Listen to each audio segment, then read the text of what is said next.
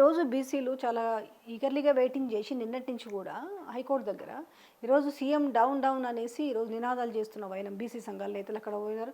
ఏది ఏమైనా కూడా ఊకునేదే లేదని ఆర్ కృష్ణ లాంటి నేతలు అనడం అంటే ఏంది అసలు? ఈ ప్రభుత్వం మీద హోప్ పెట్టుకున్నారా? ఊరుకోపోతే ఉరెట్టుకోమని చెప్పాను. ఎందుకంటే నేను డైరెక్ట్గా చెప్తున్నా, బీసీ సంఘాలకి తృణమో పణమో చేసిన ఆర్ కృష్ణయ్య గారు లాంటి ఆయనకే దీని మీద అవగాహన లేదా ఉందా అన్నది నేను ప్రశ్నించకూడదు.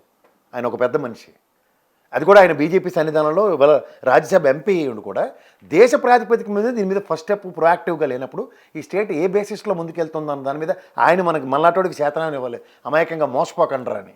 ఇప్పుడు 2 బిల్లులు పెండింగ్ ఉన్నాయి. ఒకటి గవర్నర్ దగ్గర ఉంది, ఒకటి రాష్ట్రపతి దగ్గర ఉంది. ఇద్దరు కూడా బీజేపీకి సరే, ఇద్దరు బీజేపీ తీసుకోవాలి. Central BJP bill governor accept చేయట్లే, తీసుకొని వెనక్కి పెట్టుకొని బిల్లు రిజెక్ట్ చేయండి సార్, మేము క్యాబినెట్లో మళ్ళీ పెట్టుకున్నప్పుడు చచ్చినట్టు పోవాలి కదా. రెండో క్యాబినెట్ నిర్ణయం అయిందా? ఉంది కదా రూలు.